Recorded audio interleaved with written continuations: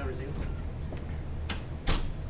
During the break, I wanted to correct something. I misspoke when I said that the Iona treatment plant was scheduled to come into play in 2020. It's actually 2030. So 10 more years before we get to have something done about the biological oxygen demand and the LD50 tests on fish. I want to now focus on aquaculture, and to a significant extent, I adopt the submissions of the Aquaculture Coalition. I also adopt much of what you heard yesterday from Mr. McDade with respect to aquaculture and disease, and I echo those remarks, and I won't repeat those.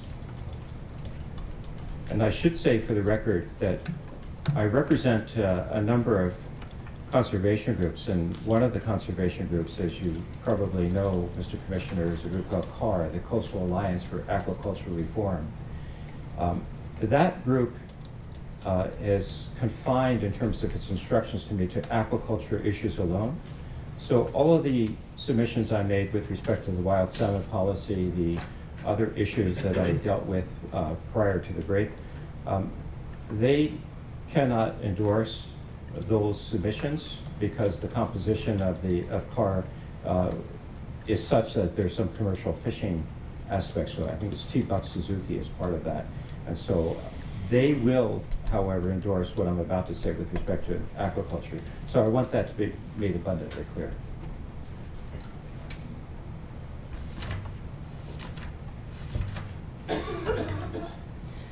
Aquaculture is covered in the written submissions beginning at page 14. And I begin with a quote by Pat Shamoot. I thought it was interesting that way back in November that Pat Shamoot said this about aquaculture. He says, there's lots of examples where fish farms have in fact created problems because of their location, because of the way in which they've been operated. And when it comes to aquaculture, I agree with Mr. McDade that it's location, location, location. It's where they are. And so for that reason, we support his recommendations. In fact, it's our recommendation as well that the facilities that are located along the migratory pathway, the Fraser River sockeye, be phased out and removed.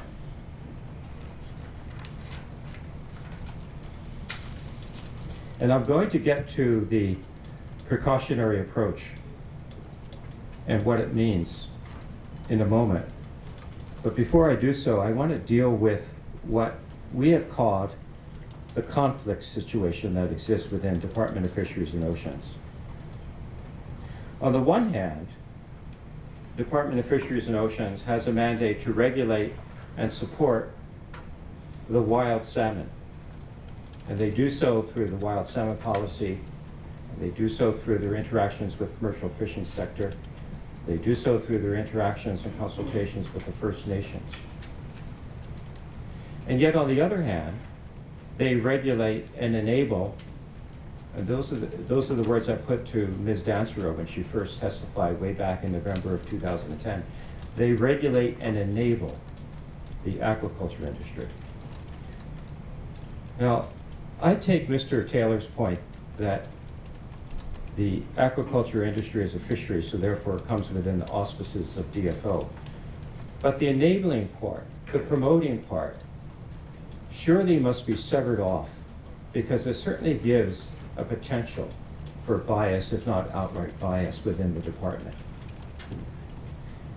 And why do I say that? So it's so transparent to me that there's a conflict. If I go into a supermarket and I want to buy fish, salmon, Fraser sockeye salmon, side by side, there's usually farm salmon or Fraser salmon. I mean, it's inevitable that the conflict extends right into the marketplace. So how can you have a department that's enabling wild fish and the sale of wild fish and the marketing of wild fish, and at the same time enabling and supporting and funding research collaboratively the aquaculture industry at the same time. We say that, and Ms. Stewart spoke to this quite eloquently when she gave her testimony back during the perspectives panel on aquaculture. She said, she talked about our fish and their fish. Because the fish in the pens are not the public's fish. They're not our fish. They're their fish, and they can market them and sell them and do what they want. But it comes down to this, that at the market level, there's competition. So hive that off. Sure, if you want to have a branch that enables the aquaculture industry with shellfish and finfish or whatever format it may take, that's fine.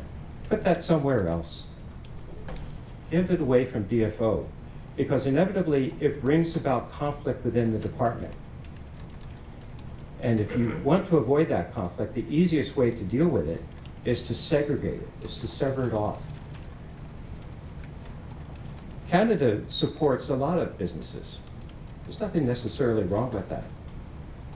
They can support aquaculture industry if they want, but don't do it within DFO, because the primary mandate of the Department of Fisheries and Oceans must remain our fish.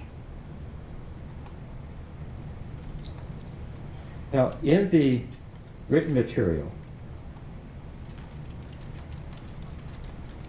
we talk a lot about citing, and Mr. McDade talked about this a bit yesterday, but I want to just hone in on one significant aspect of citing. The criteria that are still used for citing farms are decades old. They were developed when the state of science was not known. We've advanced significantly since then.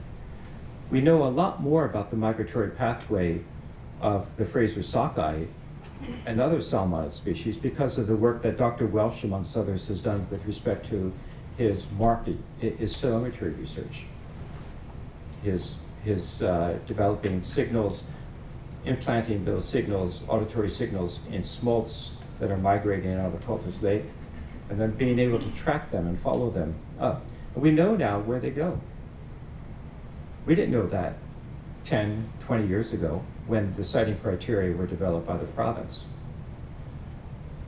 Isn't it time that we revisit that siting criteria and have a look at it in the context of the science as we now know it to be? In terms of the advanced state of knowledge that we now know? I say to you that it is.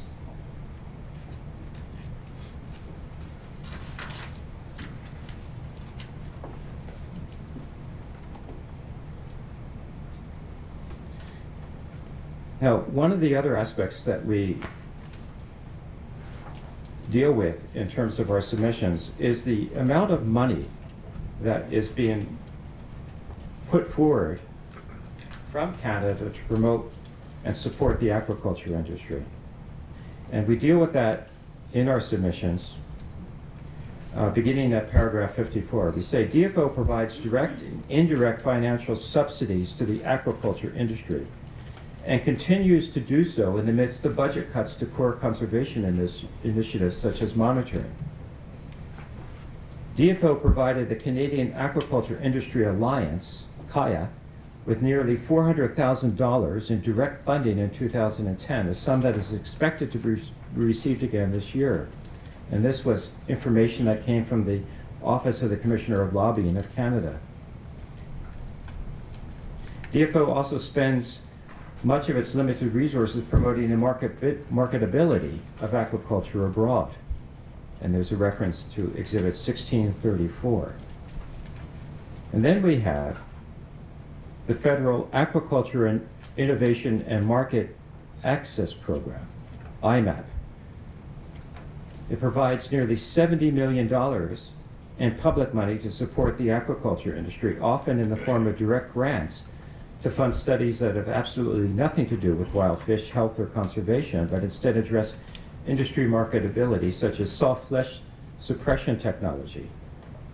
I recall some of the other programs that they supported were the size of nets that are used in the aquaculture industry. And we say that in times of increasing budget cuts and constraints, increasing threats to wild salmon, limited public funds must go to ensure conservation of the wild fish and their habitat, to our fish, and not to enhance the profitability of industry.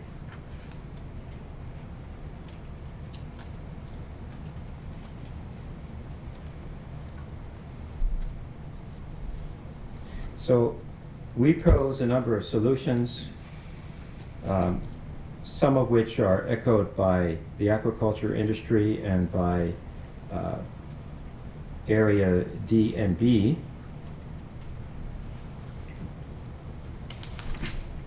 And then I want to briefly talk about disease. And I'm going to tread carefully here.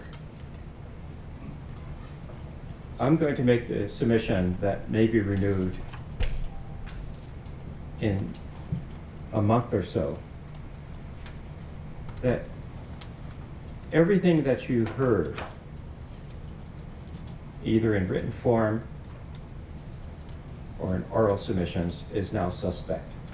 That you heard from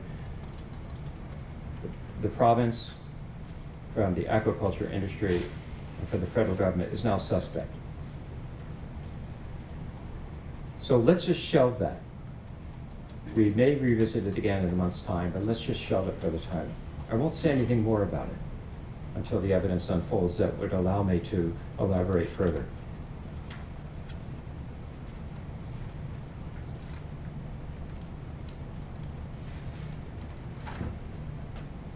You heard from Dr. Christy Miller, and Dr. Miller's research is significant.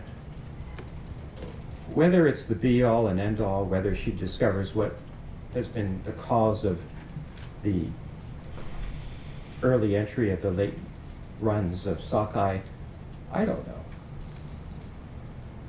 But we sure should be supporting that kind of research, and Canada should be supporting it. And Canada should be supporting other research topics that they no longer support.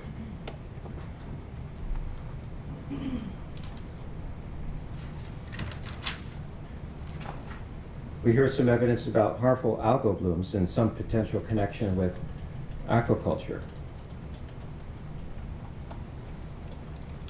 Well, Canada should be studying that. When it comes down to it, I think what I come down to in terms of in an era where so much science has left us in a feeling uncertain, and as I've often asked questions during the course of this inquiry, it comes down to, well, shouldn't we be precautious about making decisions in the face of scientific uncertainty? Shouldn't we invoke the precautionary approach? And in a moment, I'm going to take you to Canada's expostulation of the precautionary approach. Because, with all due respect, it's fundamentally flawed. Exhibit 51, if I could.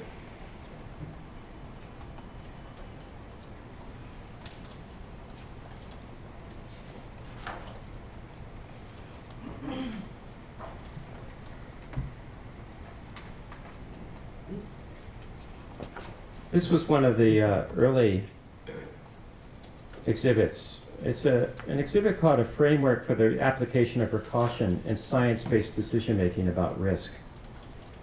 And there's a statement about, and this is the government of Canada, so this is a Canada-wide document that applies not just to DFO, but to any Canadian institution that's going to be applying precaution in science-based decision-making, where there's risk-taking.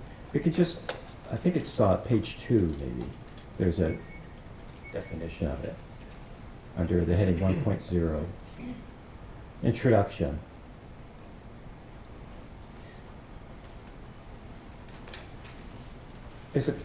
Canada, in this document, asks itself this rhetorical question: what is the application of precaution? And then they answer it this way: the application of precaution, the precautionary principle, or the precautionary approach, recognizes that the absence of full scientific certainty shall not be used as a reason for postponing decisions where there is a risk of serious or irreversible harm. Now, whatever that is, that's not the precautionary principle or precautionary approach. That's not the Rio Declaration that Canada adopted, and it's certainly not the language in, for example, the Canadian Environmental Protection Act. So I want to just pull up some transcript because, and I don't mean to belabor this, but I think that this is significant. If we go back to November the 4th of 2010, at page 56, the panel member that I'm cross-examining there is Mr. David Bevan. You may recall that Mr. Bevan, Ms. Dansereau, Ms. Farlinger, and Mr. Sprout actually gave evidence early on, and then they came back and they were reconstituted absent Mr. Sprout when they came back. And this bothered me. And so for 4 pages, I take Mr. Bevan through this, and if we can just go to the next page, because in the next page, I cite the Environmental Protection Act of Canada. In section 2(1)(a), there's the precautionary principle and the precautionary approach as it's come to be known. The government of Canada shall, having regard to the Constitution and laws of Canada and subject to subsection 1.1, exercise its powers in a manner that protects the environment and human health, applies the precautionary principle, and here are the words, that where there are threats of serious or irreversible damage, lack of full scientific certainty shall not be used as a reason for postponing cost-effective measures to prevent environmental degradation. If you see the juxtaposition of the words, you'll see wherein lies the problem. Canada has said, we're not going to use the lack of scientific uncertainty to postpone decision-making. So if it's a decision to build a dam, well, if we don't know whether it's going to perhaps cause, in the area of scientific uncertainty, if we're not sure what's going to happen, we're not going to allow that uncertainty to stand in issuing a decision to build a dam that may potentially harm fish habitat. So right at the outset, Canada has it wrong. And that is what guides them in terms of their application of the precautionary principle and approach. And if you follow through the discourse that I have with Mr. Bevan in pages 56 to 60, you'll see that eventually he comes around to understanding my concept and saying, well, yeah, maybe we should be studying this. Maybe we should be taking a look at it. And I say to you that Canada should get it right. The precautionary approach means that you put into place cost-effective measures to prevent environmental degradation. What can that mean? Well, in the context of a fish farm, and if we have uncertainty around whether or not that fish farm is causing potential harm to wild stocks that are migrating past it, what that tells me is that if it's a cost-effective measure to prevent the fish from being degraded or harmed, then we get the nets out of the water. We take it out of the migratory pathway. That's what it tells me.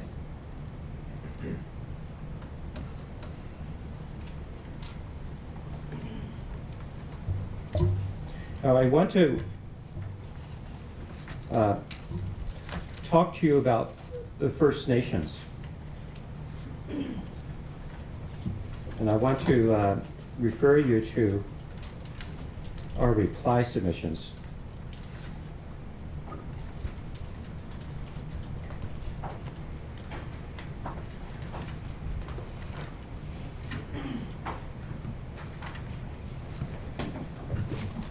If you can go to reply submissions, page 28.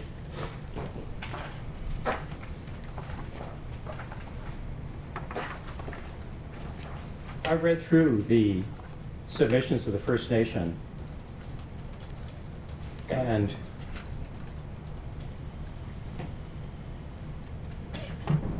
we support much of the argument, much of the recommendations from the various First Nation groups that participated in this inquiry with regard to cooperative management of the Fraser sockeye fishery. We think that it's time that First Nations become involved in joint decision-making and have that place at the table. I'm not sure why there seems to be so much fear around that concept.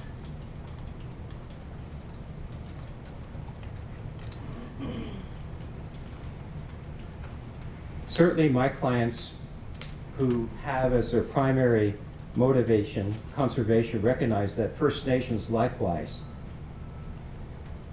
have it in their culture, the conservation of the fish and the conservation of the sockeye. So we have no hesitation in supporting the First Nations recommendations with respect to co-management. We see it as a way forward, a way towards the future, a way that we can build back the fishery. There are specific recommendations that follow, Mr. Commissioner, and in the interest of time, I'm not going to read them all out. But the First Nations Coalition have done much in terms of their summary of the evidence, and I commend their summary to you. I think they've done an admirable job in terms of summarizing the evidence in a very impartial way, and I commend their analysis to you. I'm not going to obviously argue their case, they're much better suited to do that. But we do adopt a lot of their recommendations, and what follows in paragraphs 121 through 130 are specific recommendations that we adopt. And there's a dichotomy, as you will note there, with all the members of the coalition support certain recommendations, and then other recommendations are only supported by the members absent CAR.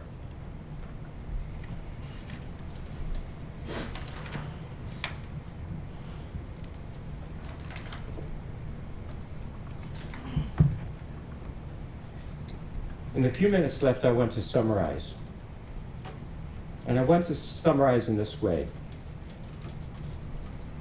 by recalling with you some of the evidence that I heard from some of the people who came and gave striking testimony to you. And in my mind, when I conjure up images of this inquiry, as I will long after it's gone, I remember Mike Lapointe, the biologist for the Pacific Salmon Commission. And Mr. Lapointe was a very credible, very good witness for the Salmon Commission. He's a biologist, and yet he could not disguise from his voice, as he was given evidence, his admiration for the fish, for the sockeye that he has devoted his entire life to. We in this room have devoted a year of our life to that fish. That fish has asked us to work for it. We are all here because of the fish. It's the fish that unites us and keep in terms of a common pursuit here. And if you keep in mind what is in the best interest of the fish, as my clients taught me to do early on in this process, you can't go wrong. Because if you protect the fish, then everything else will fall into place. Ecosystems are like that. It's been my honor and privilege to carry this brief for my clients and to appear before you. I can't say that it's been easy. There have been many long days, many days of reading material about models that, God help me if I ever have to explain it to anybody.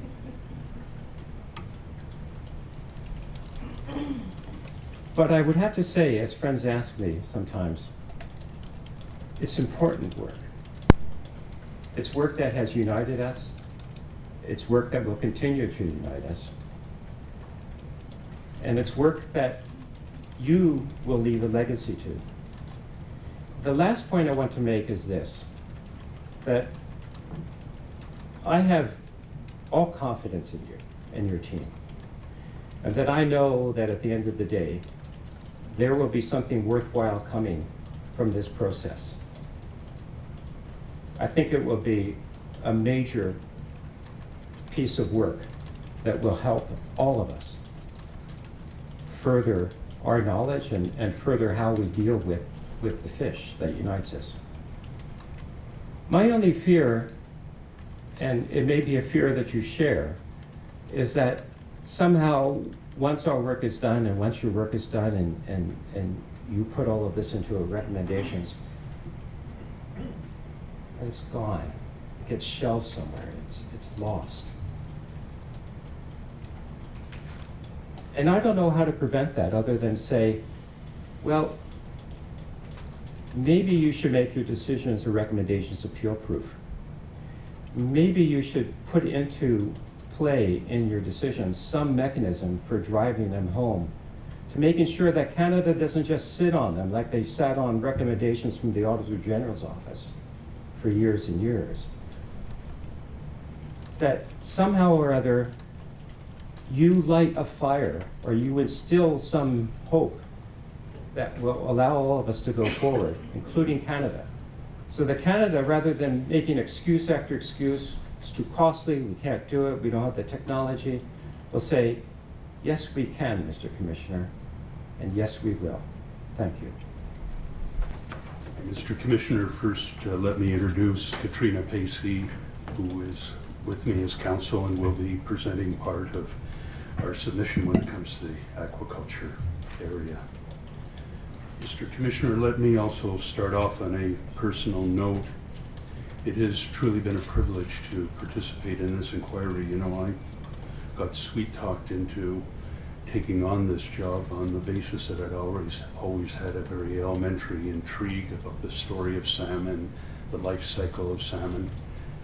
And I say elementary because I knew very little about it, and quite frankly, over a period of more than 125 days, I have acquired more than I ever bargained for, and feel that all of us feel that we have a certain level of expertise. I only regret, Mr. Commissioner, that in your terms of reference, the government did not afford you the opportunity to confer on all of us some form of graduate degree in marine ecology for our work, because quite frankly, at the end of the day, I'll have little to show for it other than, of course, your important report.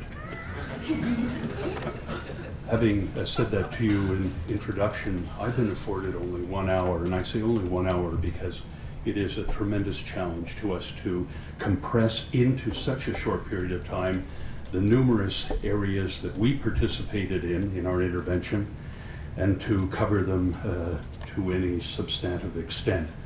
As a result, I ask of you that you be obviously directed to our written submission and to our reply, because, for example, I will not be speaking today on some of the areas in reply because I simply do not have the time.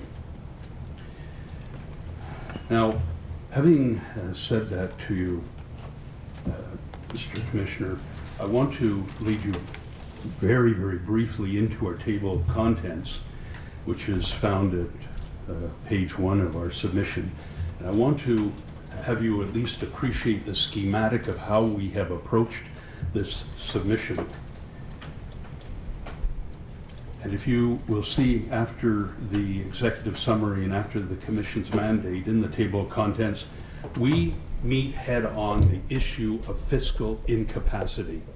And Mr. Commissioner, you have heard from numerous other participants how we have on our side very much focused on that issue, both in terms of cross-examination and indeed in terms of our written submission. But we consider the issue of financial incapacity to be so paramount in respect to this inquiry. It's all well and good for participants to speak of recommendations that obviously that make sense and are commendable, but it won't go anywhere unless the Government of Canada starts recognizing that this is a department that is totally underfunded and lacks the fiscal capacity to be effective.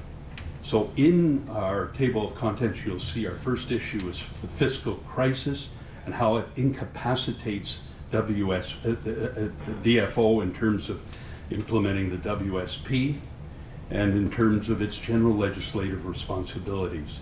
We speak there under the heading of the consequences of underfunding DFO, of the WSP, of its mandate, of how we take the position that DFO has failed in its mandate, both under WSP and under its general legislative responsibility. We then speak, and I'm at the top of page 3 of my index, to the inequitable consequences of only partially implementing the WSP and the underfunding of DFO. And this will be the first that you have heard of all the submissions so far as to how it has been prejudicial to certain parties before you at this inquiry, and I intend to deal with that. I then come under topic 3 to the non-fiscal issues and DFO's mismanagement. I deal with overescapement in the biodiversity debate, allocation issues, consultative process, terminal fisheries, the FSC fishery, aquaculture, which will be dealt with by my colleague, Ms. Pacey, then finally causes of the recent decline of Fraser sockeye and our recommendations and conclusion. I'd like to get right into my submission at page 1 of the executive summary. I'm not going to be reading my submission, but for a few passages that I want to put into record in terms of my oral submission. At page 1, under executive summary, we start this submission with the following passage. This submission documents the Department of Fisheries and Oceans' total ineffectiveness in discharging their statutory responsibilities to the citizens of Canada. The sockeye salmon of the Fraser River, an iconic public resource having cultural, ecological, and economic significance, may suffer catastrophic consequences unless radical and immediate action is taken by DFO. The loss of this resource, if it is permitted to happen, will be history repeating itself after the loss of the East Coast cod fishery. The Government of Canada demonstrated foresight in calling this costly inquiry, and their initiative can be taken as evidence that Ottawa is both concerned with the sustainability of the Fraser sockeye and committed to taking radical action where necessary. And I will come back to that significant bit of that significant fact that Ottawa, in my opinion, has put itself in a position where it expects from you, Mr. Commissioner, some radical solutions to the problems. And if those radical solutions include increased funding from Treasury Board, so be it. I say in the executive summary that DFO has failed to discharge its constitutional responsibilities. I say it, in fact, has abdicated from its responsibilities. And I then obviously document the deficient financial capacity of DFO and deal with the budgetary issues which my colleague, Mr. Buchanan, spoke to yesterday, and I'll make mention of that in a moment. And then at page 2 of my executive summary, I deal with the wild salmon policy. I say it is a total failure and indeed is deemed to be a total, to prognosticate, will be a total failure into the future unless radical things happen, and I'll talk about that in my submission. That leads me to the first of my areas. I deal with Commission mandate at page 5. I need not go into that. I'd like to go to page 6 and the heading, the fiscal crisis incapacitating DFO from implementing the wild salmon policy and generally fulfilling its legislative responsibilities. Now, I take the position, Mr. Commissioner, that DFO is indeed in a full-fledged financial crisis, in spite of what you have heard from the senior managers of DFO. And I say that in turn has rendered the department totally impotent in terms of its ability to properly implement the WSP and, again, its general statutory responsibility. The insight and creativity of this commission in making recommendations will have little impact if the funding crisis is not solved. It will be for naught. Now, some might say to us, Mr. Commissioner, that to be focused on the financial issue and to make recommendations to you and to plead to you to call upon Ottawa to review its fiscal commitments to DFO is unrealistic. There will be people who will suggest that one should approach this on the basis that, hey, you're not getting more money and you're wasting your time to ask for it. I say that is totally unrealistic. I say that you will have heard evidence at this inquiry from middle management and from senior management at DFO that I will suggest to you spoke with an attitude of fatalism, of defeatism, that listen, we're in an environment of budgetary cuts, and we have to meet the demands of Treasury Board. Mr. Commissioner, Treasury Board is constantly dealing with priorities, and yes, it is the Government of Canada's commitment to reduce deficit. So that in turn speaks to the fact that the Government of Canada wants reduced expenditures on an annual basis. But within that budget, there are trade-offs. There are priorities that are given more money, and there are past projects that don't receive money. We recently saw the controversies of Minister Clements and his riding, and building fountains in his riding that are now under the scrutiny of Parliament. Indeed, into the future, the Government of Canada will have to assess how important this resource, the sockeye salmon of the Fraser, is balanced against other projects that are obviously coming before Cabinet and before Treasury Board and have to be prioritized. I do not approach it on the basis that some of the evidence we heard from the Deputy Minister and from other senior and middle management that this is the way it is, and so we have to live with it. All of this flies in the face of the government's decision to strike this inquiry.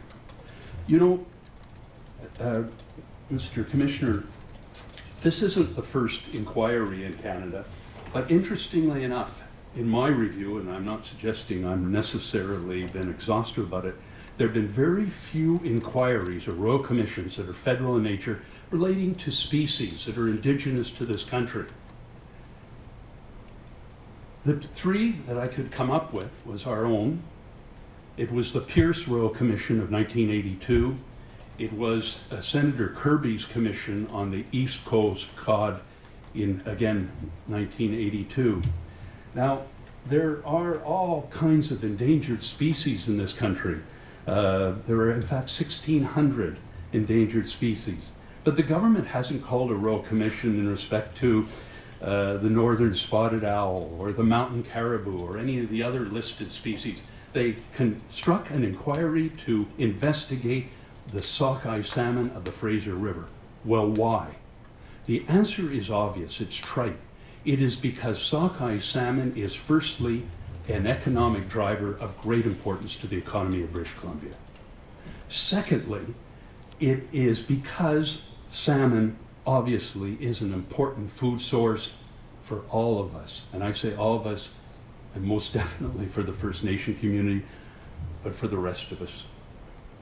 Thirdly, because salmon happens to be an iconic species of this region of Canada. And fourthly, because salmon is not only iconic and a food source, but something of very special cultural significance to First Nations of our West Coast. The Government of Canada chose to expend a significant amount of money, purported to be over $26 million, to conduct this inquiry. Now, if the government was prepared to commit itself to a process to investigate of this great cost, surely the government will be prepared to read your report, Mr. Commissioner, and to accept your recommendations if indeed you come to the conclusion that the funding of this department is so pathetically underfunded that it has made it impossible for DFO to discharge its responsibilities, both under the WSP and again, generally under its legislative responsibilities. Now, Mr. Buchanan spoke to this business of what the cuts are into the future, and I don't have time to deal with it other than totally adopting Mr. Buchanan's submission. I suggest he should know better than anybody.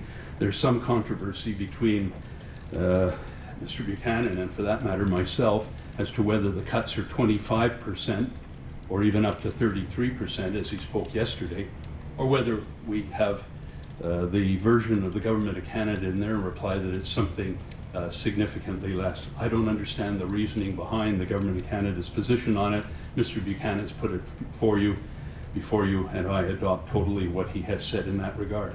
And if the budgetary cuts are anything like 25%, seeing how DFO has been incapacitated to discharge its responsibilities up till now, and we're looking at a future budgetary cut of great significance over the next 3 years, I say we are in real trouble in terms of seeing the public interest being protected.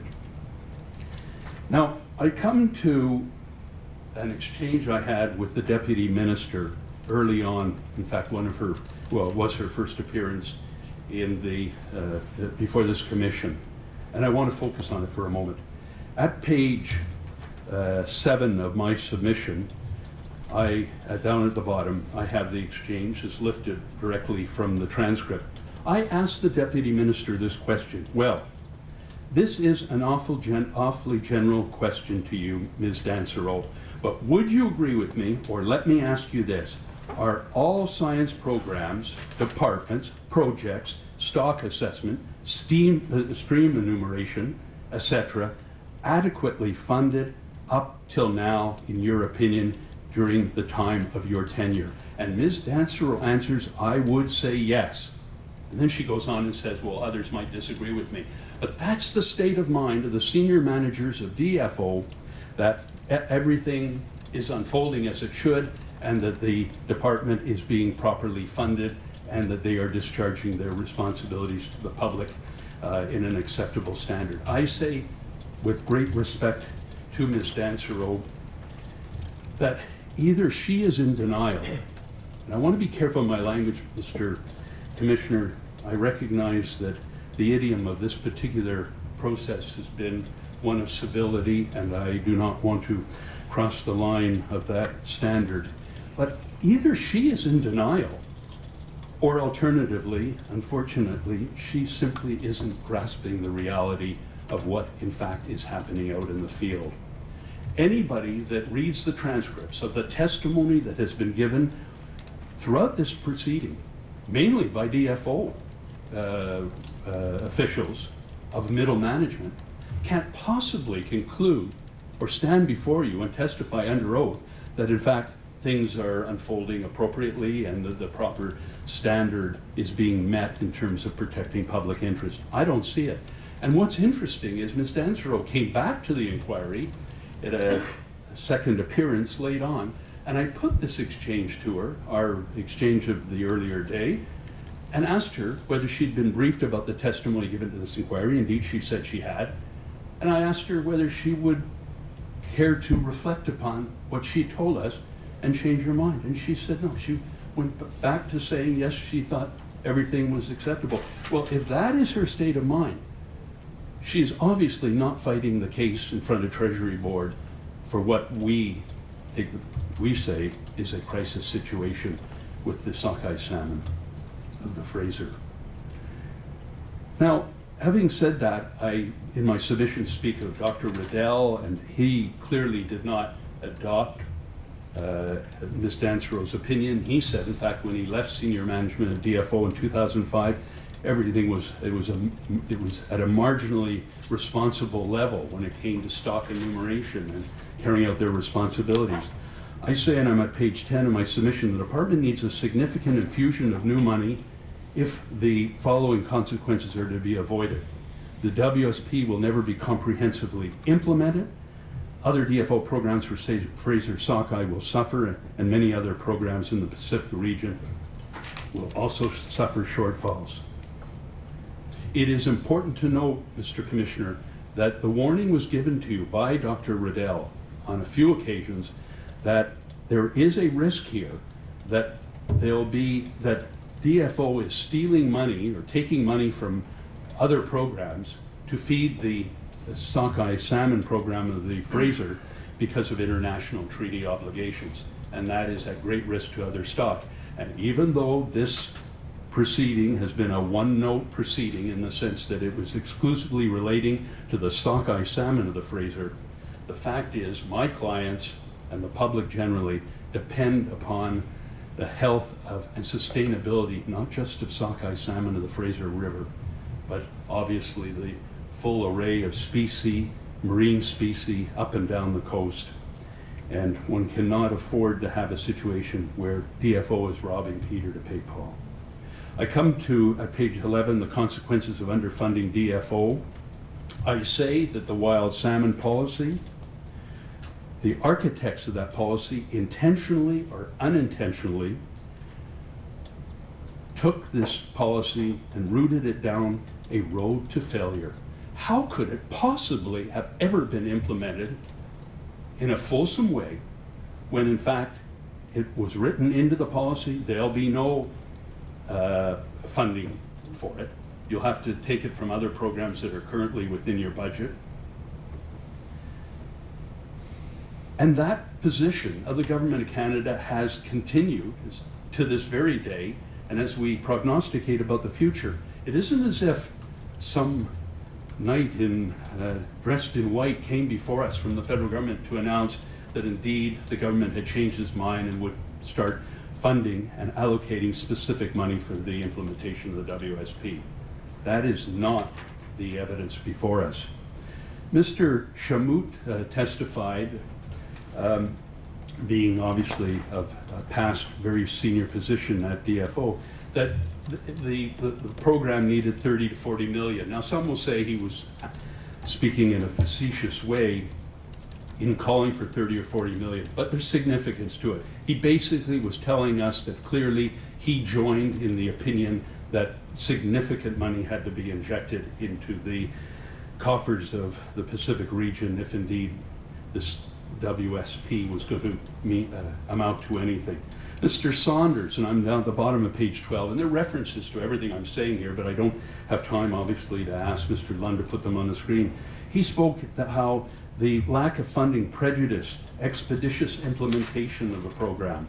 We have Sue Farlinger up at the top of page 13 speaking of the naivety in thinking that they could pull this off without funds. And this is interesting, Mr. Commissioner, because you're the one that posed the question to Ms. Farlinger during, I think, one of her more recent appearances about, in retrospect,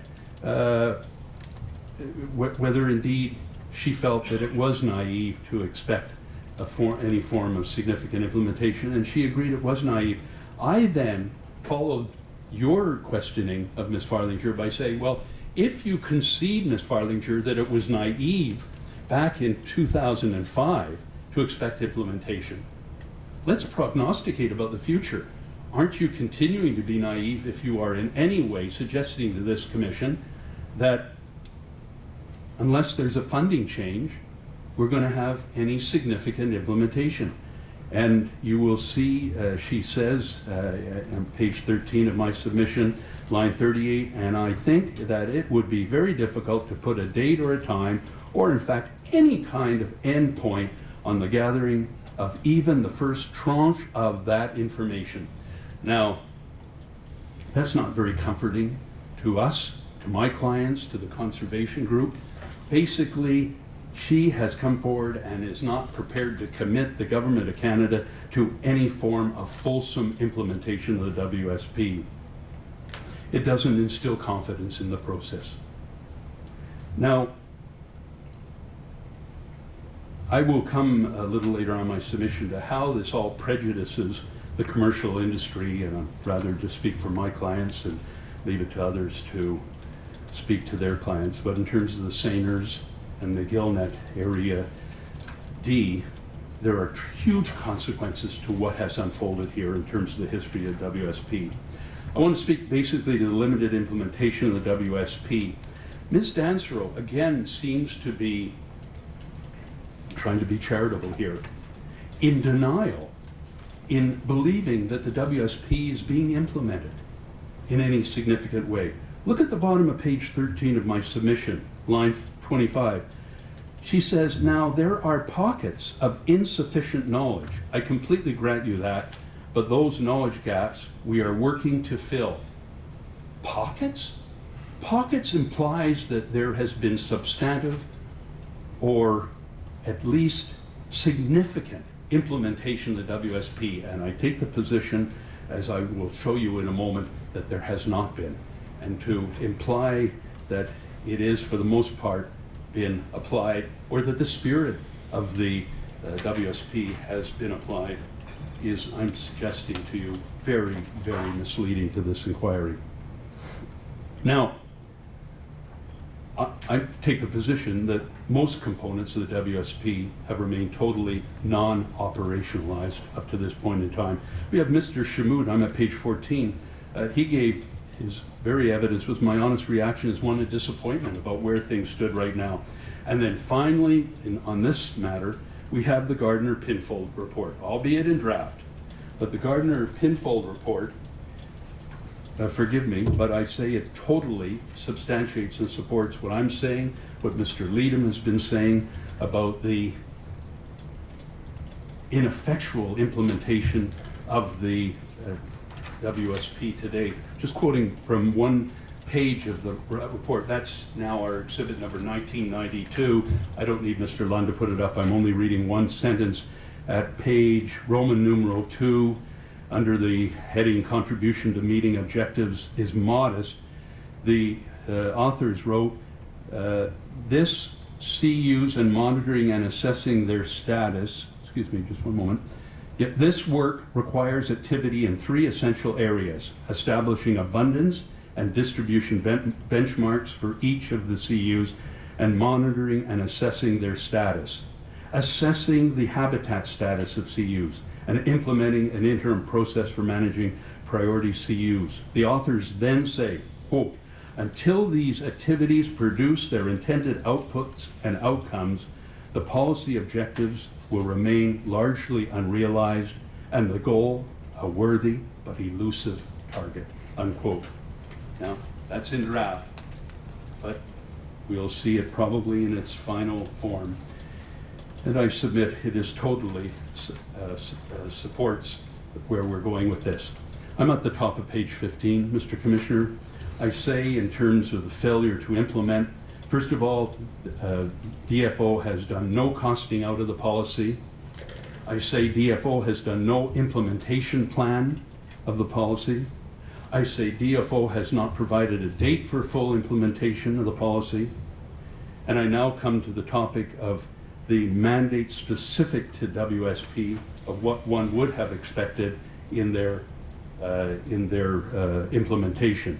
I say firstly at the top of page 16, not one CU has been completed even on a pilot basis after 6 years. Not one socioeconomic study has been conducted. And I don't have time to go into this, but Mr. Commissioner, you are well aware that the WSP requires, as an important component of its implementation, socioeconomic analysis. Not one has been completed to date. I'm now at page 18. This is an interesting little moment in the inquiry. Dr. Carl Walters approached this commission asking that there be a socioeconomic analysis done of the losses to harvest since the policies of DFO in restricting harvest and increasing over-escapement. And on page 18, you will see at line 1 in paragraph how he estimated the losses were $200 million and up to $240 million. Well, my learned friend, Ms. Gardner, took great exception in her cross-examination that Dr. Walters had done this calculation. Did he have the background to do statistical work and economic analysis? And he was honest, and he said, no, but I'm doing it because nobody else has done it. It's the best evidence we have at this inquiry as to what those losses were as a result of DFO's policy of limiting harvest and increasing over-escapement. Dr. Riddell acknowledged that clearly, in retrospect, there's been no retrospective socioeconomic analysis of the issues relating to reduced harvest. I come to page 19 of my submission, the mandate specific to WSP and the overall statutory direction. There has been, I see we're 2 minutes over, I would, unless it's inconvenient to you, I would at least like a few more minutes, but thank you. In respect to the mandate specific to WSP and the overall statutory direction, I say they have failed to do proper stock enumeration and catch monitoring. Dr. Riddell spoke about how when he left the department in 2005, they were down to a critical assessment level. That's all there at the bottom of page 19. Page 20, Mr. Whitehorse spoke about the critical tipping point in terms of stock enumeration. He spoke about the crisis coming into play in that passage I cite. We then have the evidence that's been brought before you that stock enumeration has been reduced from a 25,000 figure to a 75,000 figure for high precision stock evaluation. And there's been a lot of evidence as to the significance of that and how it clearly is a diminished standard in terms of what information or database the department will be working with. We then have the evidence of Ms. Holt, that her work, as critical as it is, she said it was suffering deficiencies because of the lack of enumeration data that she needed, and that these are her words, they prejudiced the quality of her work. I come to page 21, habitat management, enforcement, enhancement, and restoration. I guess this will take me a little time, and so possibly it is an appropriate time for the break. Thank you. Thank you very much. The hearing is adjourned until 2 p.m.